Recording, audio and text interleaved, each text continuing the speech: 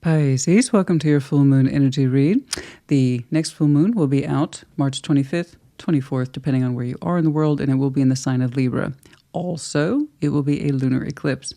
Not only that, you guys, right? April 8th, new moon in Aries. It will be a total solar eclipse as well. So, let's take a look at those energies. People are showing me really high levels of concentration of activity around that time, which is fantastic. One of the reasons why I enjoy full moon readings full stop, regardless of there being lunar eclipses or solar eclipses, it's just such a great time to check in immediately within that month, It really is. What's going on, please? Show me Pisces. Show me Pisces. So let's go ahead and take a look at you. By the way, April 7th, that Sunday check-in will be devoted to kind of like a brief reading around the solar eclipse, like say 24 hours, that kind of thing. Which is something I typically don't do because tarot more often than not will show me the passage of time. Regardless of trying to get a screenshot, if you will, of the next 24 hours. But still, we can try. Let's take a look. What's going on, please, for Pisces in that full moon energy? Show me Pisces, please, in that full moon energy. Like always, though, regardless, take it resonates, leave it does not. And if there's more than one energy clearly apparent on this board today to you, then you reverse those energies as you see fit. Scorpio had clearly an equal division of energies. Like, okay, there's no dispute about that one. What's going on, please? What's going on, please? Show me Pisces. Show me Pisces in that full moon energy. Show me Pisces, please, in that full moon energy. What's up? What's going on? What's going on, please? Show me Pisces. The Five of Cups, the Lovers is in reverse. How very specific. Eight of Cups, Four of Swords. At the heart of the reading, Ten of Pentacles. I typically don't read the baseline and the downright. Clearly, that was a misshuffle. It's at that point, though, in approximation to the other cards, I'm going to accept it as is. We are saddened, disappointed, and hurt by the fact that a strong connection that we were convinced is strong turns out wasn't so much. The Lovers in reverse is really non-negotiable. It's not the absence of that person. I see lovers separated all the time. This is actually really normal in the Lovers dynamic, unfortunately. But in the reverse says it was a false construct. It wasn't that deep of a connection, and I think that's what you're showing me in terms of mourning it. It's not what you thought it was, or felt it was. Because you're saying not only are you grossly disappointed, or emotionally numb and or absent towards it, it does not mean the same to you that it once did. Four of Swords, I see you resting and healing on this particular subject. At the heart of your story is the Ten of Pentacles. I know you have a strong foundation. We're going to start right there. Pisces, honey, I have to say, you guys have been showing me some really excellent strides. All collectives go through an uphill phase and a downhill phase and somewhere in between on that plateau. It's normal. So I don't want this to discourage you. Okay? This is normal. Overall, the Pisces has, the collective I've been tuning into, you've made some excellent strides, and I want you to keep that with you. So if you don't resonate with this at all, if you say that's not me, cool. Check your other placements. Okay? This is for whoever who needs it. I'm making the exception on the baseline today because it's what I'm seeing. Kind of important. Okay? We're going to start with that Ten of Pentacles, please. Show me that Ten of Pentacles. Show me that Ten of Pentacles. One of the reasons, I get asked that a lot, do you read reversals? Absolutely. For sure. I just don't need to. That's one of the benefits of having multiple decks. You'll have enough surrounding evidence to tell me if something's correct or not correct. That's it, really. The baseline is just a rule I set for myself. It saves confusion for the audience, and that's what clarification is for. Okay? But there you go. Let's take a look. Oh, I'll get to you. I'll get to you. You just hold on. Buster. The Lover in reverse trying to get my attention. Okay. You ain't going nowhere. You just chill. You just chill in your little spot right there. Let's see that Ten of Pentacles. Show me that Ten of Pentacles. Show me that Ten of Pentacles. Question is, honey, if this is like a Star Wars, right? The droids, these are not the droids you're looking for. Okay. If this is not the connection you're looking for, is it still in your life? Because you're saying you're hurt by it, you're disappointed by it, you're disillusioned by it specifically. Okay. Lovers in reverse, you're going to have some disillusionment. Yeah. Is it still connected to you physically? Because as far as I can tell, this, and this is unacceptable. Let's take a look at that Ten of Pentacles, please. But that's me. All right. That's me. And that's also me putting the cart before the horse once more. I know. I do it. I know it. I know it. You have to understand, guys. My brain goes off into 20, 30 different directions when I start putting baselines down. Ace of Wands, the Ace of Cups. Oh, yeah, the Queen of Wands. In your foundation, you are still showing a great deal of what you might call good faith. You're saying your foundation is important to you. That's where a lot of your prize energy goes towards, day in, day out. What you do, how well you do it, your connectivity points in this life, be it family, friends, resources, career, community, your involvement in any and all these things, your contribution and how it gives back to you. That's what a foundation is. Like I said, it's the tree of life. It's the roots that touch many, many things. That's where a good chunk of your energy still rises to the occasion. You're very proud, Pisces. You're showing me confidence towards this. Your foundation, you say you got it in the bag, you worked hard for it, you work hard to maintain it. I believe you. You're still showing me, however, that Eight of Cups not once but twice. Emotional detachment on a personal level. It doesn't mean the same to you that it once does. You can still have pride in your empire, but still feel emotionally distant from it at the same time. You know, imagine having conquered so much and it provokes a certain level of pride, as it should, and confidence because you know what's up. Maintenance is a back of hand thing for you at this point. But Ace of Wands, Eight of Cups, you on a personal level, taking your pride aside and what you have built and putting it aside, you're showing me Eight of Cups, Ace of Wands. Your ability to feel personal passion and hope towards it. I don't know that's entirely gone, but you can't muster it up anymore. You're at that point where you can't fake it till you make it. You see how pride and feeling good personally are two separate things, right? You can have pride in a career, but not necessarily be emotionally attached to it. Just like, as an example, at the relationship level, people who take pride in their partners may not necessarily like their partners. You know, they earn so much and that's why we're married, or she's hot and I'm proud of that. That doesn't mean we actually take joy in this person. So that's what you're showing me, but it's towards your environment. And it's hard for you to access that. It's hard for you to access that good feeling at the personal level, but you still feel kind of required to keep a brave face. Okay? Let's say that Five of Cups. Let's say that Five of Cups. So you just showed me a wide variety of pride, and I got this, and this is my world. I created it. Personally, I don't feel so good about it anymore, but I can't show that, and I can't demonstrate that. It's a lot of I can't. Let's see that you you better learn your place or I'll learn it for you. Let's see that Five of Cups.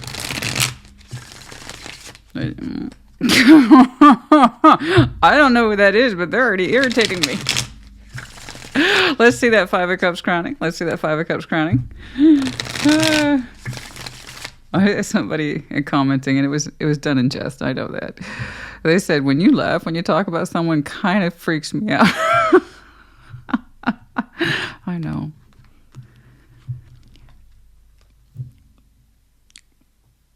I mean, it is what it is, honey. I don't... Fair warning, I suppose. Okay. Judgment. The Hanged Man, the Queen of Swords. Okay, you are doing... Bless you, honey. You are doing your absolute best to suspend judgment of the disappointment. You're trying to look at it logically. Separate yourself from it emotionally. I know what you're doing. It's called rationalizing. Okay? Everybody does it. It's rationalizing is easier than actually allowing yourself to feel the pain. A lot of people take it to that space, especially when you have that level of responsibility attached to you, and many people rely upon you. And you're used to kind of putting on a brave face. You're showing me all those elements of, I am disappointed, but I'm not allowed to show it. I have a lot going for me, and that's what I need to keep in mind at all times. I'm proud of what I've accomplished, and you know what? It wasn't just me. So we're going to suspend that emotional negativity, and that's a choice. And you're saying, I need to focus, Queen of Swords, on what matters. You do your level best to be insightful, not angry or bitter. And that's a heck of a thing. And that's a beautiful energy of you. You try not to judge. You really do. Suspend judgment of the situation, the connection you're in. It's not what you thought it was. Particularly the feelings. There's something about this as a lack of strength in this connection that disappoints you the most. When reality has proven itself over time in this, you have more than enough evidence to understand it no longer attaches to you and you no longer attach to it in a way that's significant. Okay, so this is anti-lover's energy. We thought it was our world. We thought it was everything. Time has passed. But again, you're showing me that willingness to suspend judgment of it. It's not their fault. It's not my fault. And perhaps you're right. Perhaps you're right. That's a very strong suspension energy in you, judgment. And the Hanged Man, the Queen of Swords, the ability to rationalize it and say it's a no-fault situation. We're both disappointed. It's probably what neither one of us wanted. Okay, the Lover's in reverse. Let's do it. Let's talk about it. That's what I see you doing for now. This is a judgment you've already concluded personally for you. Mind you. That is not yet to be. It's already in play. You actually have a very lovely non-judgmental spirit. You try not to take it to a personal space. You try to keep the focus about what matters. I know. I get you. I got it. I think I do. Let's see that Lover's in reverse, please. Let's see that Lover's in reverse. Some of the Lovers in reverse. Some of the Lovers in reverse.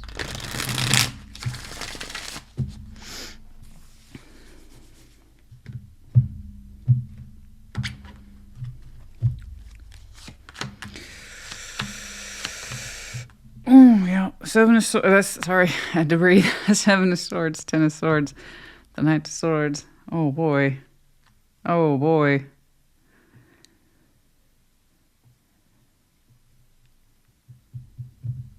Very different from yours. Very different. Very different. So different. Worlds different. Worlds different compared to your gentle process. And I try not to judge. And this is how it is. And we're both disappointed. Very, very big Pisces of you. You're very developed Pisces. Because traditionally a developed Pisces is very non-judgmental and you're able to harmonize and really sympathize and empathize with others. Okay. So you're showing me high levels of that. This not lovers, this anti-lovers is a little too aggressive for my taste compared to yourself. There's nothing gentle about it. And you can be an anti-lover and still be gentle, for God's sake. It's just literally the admission of this is not the strong connection I thought it was. Seven of Swords, Ten of Swords, they dodge the bullet when it comes to ending. They don't want to deal with that. They don't want to deal with it. They don't want to deal with it. They don't. No. We do not allow our thoughts to humor or entertain an ending, even though it causes pain to stay in this. There's like Knight of Swords. I still have action to perform. So this person's energy is kind of cold and mechanical, a little bit too shut down for my taste, where yours is much a warmer water, calmer, warm water. It's very spiritually developed. So beautiful. And I respect and applaud that you keep it to reality. That's just, it's so different. It's so cold and clashy and mean and perfunctory, and it's a little too dismissive for me. Ten of Swords are fine in relationships so long as two people work through it. You don't want to stay in that state, right? Always on the precipice of ending, but not really. That's what you call overkill. It's just pain on top of pain. This person actively avoids it with the Seven of Swords, right? Triggering an ending would cause pain, and I don't want to deal with that. So they'd rather keep going on route with the Knight of Swords. So they're saying, I'm show up. Yeah, it's not the strong connection for either one of us. They're kind of a passionless, emotionless, a little too careless for me. They're not seeing the bigger picture here. They're only seeing the short-term fear of an ending. Let's avoid that. But as a result of that, like I said, you actually accumulate more debt and pain by avoiding that which you're afraid of the most. This is why I wish people would get really honest with themselves. Okay. Do keep in mind, this is participation as well. You have a role to play in this. I know you try to suspend all judgment, honey, but if this person's still active in your 3D world, then they're still participating by your allowance. So do keep that in mind. Okay. Let's see if that Eight of Cups represents the actual walking away for you, or is it just the emotional absenteeism? Okay. Let's see that Eight of Cups, please. Show me the Eight of Cups. Show me the Eight of Cups.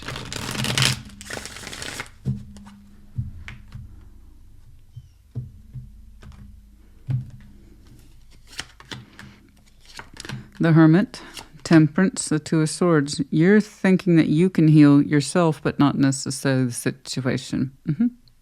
I think that's extremely rational of you. It's also based on experience too. You've had experience walking away from difficult things before, or big things, or large-scale things before. I know you have. I've seen it. I can see it right here. You know what this feeling is. It is not alien to you. You know what it is with the Hermit. The Hermit doesn't show up unless he's got experience handling this stuff. You know what it's like and the significance of having to walk away from something where the criteria in this situation fits. Massive disappointment, the separation of feeling, this connection is not what I thought it was. You've been through this before. So while you know, and I trust what you know, that you could work through it, you're saying this situation, however, you don't think that they're participating or that they would be interested in healing it for a greater cause, which would be your two's connection. I don't blame you for that. Temperance and the Two of Swords, you question their ability to actually connect on a deeper level, fix it, mean it, and know that they've accomplished something. You're saying you cannot give them that line of credit. I look at that energy. I don't blame you. Could you heal your stuff? Yep. You have confidence in this. It's not a good confidence. It's not something you're happy about. Anyone who's been through this before tells you it sucks. But yeah, I get by. I'd get through it. I know I could. This situation, however, you question its ability to heal with you, reconciling of difficult emotions. So I like how you stopped yourself and you considered this, because it's something I talk about all the time. Just because you can doesn't mean you have a cooperative person. And again, it doesn't have to be a partner, guys. This could be anyone who's dynamic. You're sharing with me, actually. You know you could get through it. Could they get through it with you and actually mean it?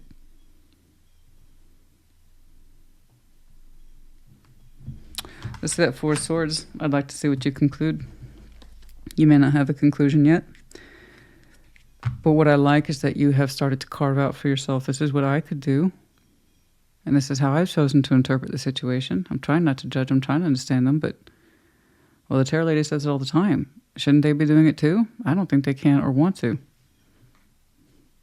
To them, working through this means ending it.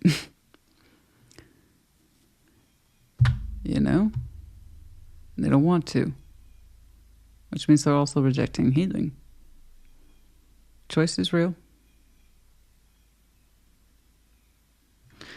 The person's clearly afraid to step into that circle or arena of closing it out. But they also would reject, by your own admission, the possibility of real healing. So then that interim of we're just existing. I take action. Four of Swords. You have a very patient, gentle, warm energy attached to you. But make sure that that works for you, not against you. Okay. Let's see that Four of Swords. The Sun. The Ace of Swords. Five of Cups. There you go. That's what I'm talking about. This will be done on your own time. In other words, quiet time, private time, Four of Swords is. As you work through these thoughts, you have decided in some way, Ace of Swords, to cut that Five of Cups that you opened up with. The one that you did such a beautiful job suspending and trying to understand, not just for yourself, but them too, which, again, you can't really do. But I see you trying to do that. Again, it kind of speaks to your, can I work this out? Is it their fault? The connection changed. It doesn't have this. They've experienced it too. Yeah, but you're experiencing it in terms of disappointment and heartbreak. They're just like, all I know is I want to avoid an ending. That's it. Not trying to put too much more thought into it, because if they tried to heal with you, it would actually take real work and insight. The opposite of what you've shown me. So you're in that position now where, because you're left to think and feel on your own about this, you're going to have to take action on your own too. You know that, right? That's what happens when somebody gives the other person full responsibility for everything in a relationship or a connection. Once you understand that, it's also on you to make decisions. And Ace of Swords, Five of Cups, I see you choosing to cut out the disappointment. Okay. That it's actually the right thing to do, even if it sucks. You sense your happiness in this decision. When you act on that decision, I don't know, because I don't see it. And if it's only coming through as a solid thought. What the action looks like, we haven't gotten there. You haven't gotten there. And that's if you resonate. But you feel the happiness in there somewhere. That it's the correct decision. To cut out the disappointment so it no longer affects your future in terms of long-standing emotional disappointment either. The decision you make here today will, in essence, have the potential to put you on the path for proper healing. I always say with or without them, but that's just not correct. It's without them. When you know someone can stick around because they actually want change, you don't question it. They heal. They opt in to heal. But you're saying you can't even see them dropping a page in this. There's such a just move it forward like nothing's happened or anything's wrong kind of energy, and that helps no one. You know? Let's get some moonology, please, for Pisces. Okay, have faith in your dreams, the waxing crescent moon. Have faith in your dreams, of course. You need to understand what those dreams are, though. I see one of them right here. Expect powerful change and, very appropriate, the new moon eclipse. So it is.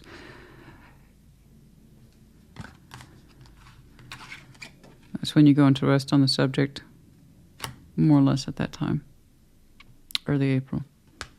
Okay. Pretty straightforward that one was. Okay. I'm not just saying because I'm suggesting it. I mean actual deep contemplation for the Pisces I'm looking at. Okay. We need it. You're deeply contemplative, meditative. You take your private thoughts to a deeply personal space, but you try to suspend all judgment too. It's actually quite a lovely process. It is a lovely process. You have some strong experience attached to you. You try not to take the situation for granted or that you assume you know everything. I really like how you try to keep the focus on what matters in reality, but the thing is, once it started to affect you at the personal level, your reality, you know. At some point, your pride's going to stop for something that you built if you're absolutely miserable with someone else who helped you build it. That's where we need to set pride aside and see how this is affecting us deeply at the personal level. And what does it mean if you know you could heal yourself because you've been through something like this before and you seriously doubt that they can? The pearl, you know, the hidden gem, hidden wisdom as well. You have a wealth of knowledge in you, I know, I've seen it. It's beautiful, actually. Challenges and achievements, the mountain. Yes, I know, there's the apex of that particular energy. You have managed to achieve so much, and you don't want to feel like you're on a decline. That's the challenge of the mountain. If you go up, think of it this way. Sometimes you have to come back down for your own safety. Okay? But that does not take away from your achievement. Yeah, I know, I saw that. The triangle in reverse, choices and indecision. This person acts like there are no choices. That's just fear. Fear of avoiding a pain of an ending, which in fact, this just creates more of this. Is the perfect recipe for creating more of the same thing in future. You don't address the obvious, you get more of the obvious because the problem hasn't gone away. You act like you don't have a choice. That's actually when you have the most choice. That's what pisses me off the most when I work with people, between you and me. When people say I don't have a choice, no, love. That's when you had the most choice. It's just the least that you liked. With those kind of choices, that's when we actually have the most powerful change. So when somebody opts out of having choices, what did I tell you? It falls on the other person who's more insightful. You want to act like you don't have choice? Okay. Now you put me in a position of making choices for two people. You get what you get, and you don't throw a fit. And that's what you tell children who refuse to choose. The idea is that it's meant to teach them to start making choices. You can't be doing this and act like all is well, and then turn around and say you're disappointed that you didn't give somebody a choice. You had it. Then you lost it. So, just a wee bit of a lecture there. Sorry. It's just one of those things, honey. If you feel like you're in the position to make the decision, it's because you are. That's why. That's why I emphasized it. I see it right here. And it starts with the mental cleanup up here. Right there. Right around that new moon. It's powerful. Embrace that decision.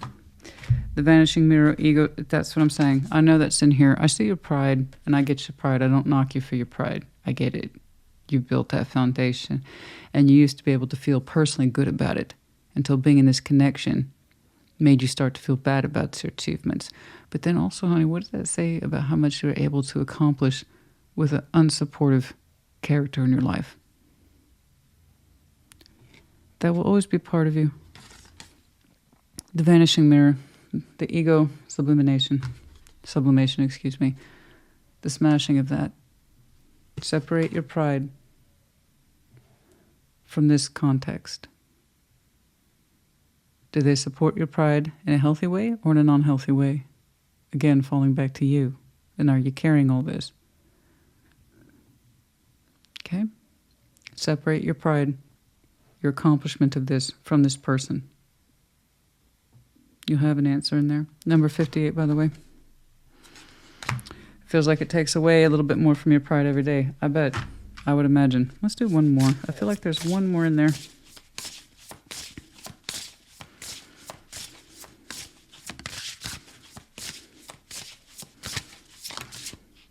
The Lost Compass, number 35.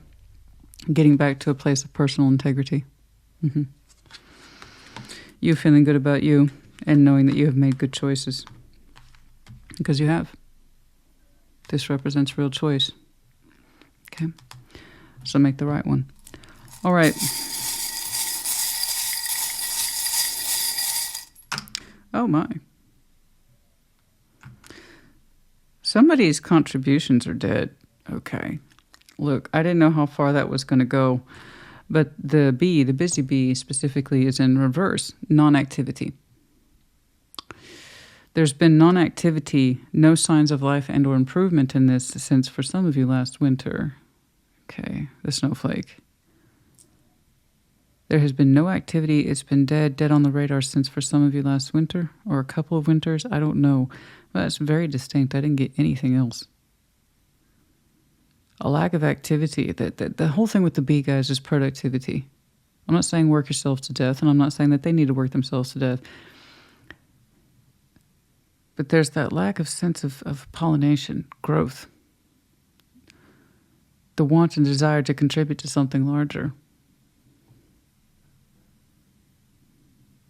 Or you don't see how this person helps you contribute to something larger. Or you no longer feel inclined to. I just don't, it's like it's no support, no help, no nothing. No sense of urgency, no sense of growth anymore. No pollination.